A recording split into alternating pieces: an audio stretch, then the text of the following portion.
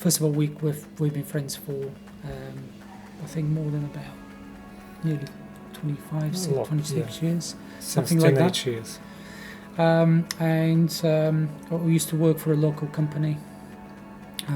At one stage, we thought that we could really excel the level of service that we as employees were providing, and we saw an opportunity and we set Domex up back in 2003.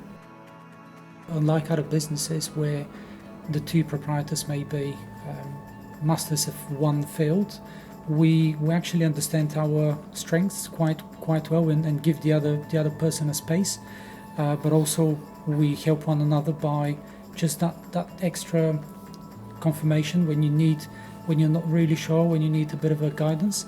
And we have been pushed in terms of our friendship over the years, in Domex, mostly of Domex, I think.